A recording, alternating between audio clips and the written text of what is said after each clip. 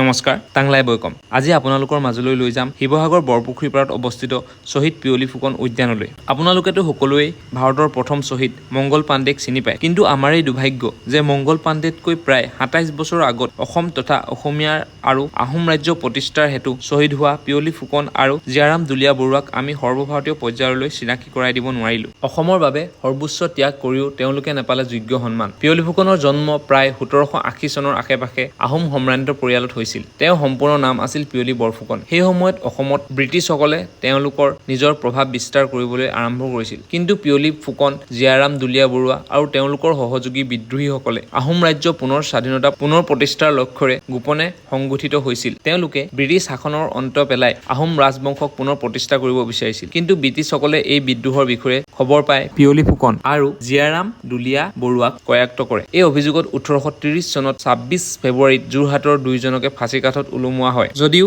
এই দুয়োজনৰ মৃত্যুৱে অসমবাসীৰ অন্তৰত আঘাত দিছিল, তাৰ বিপৰীতে কিন্তু ব্ৰিটিছৰ বিৰুদ্ধে অসমবাসীক যুঁজিবলৈ ই এক ফিৰিঙতিৰ দৰে কাম কৰিছিল। আজিও অসমৰ প্ৰথম শ্বহীদ হিচাপে পিয়লি ফুকন আৰু জীয়াৰাম দুলীয়া বৰুৱাক আমি সদায় প্ৰথম স্মৰণ কৰোঁ। ধন্যবাদ। খুব চাওখা।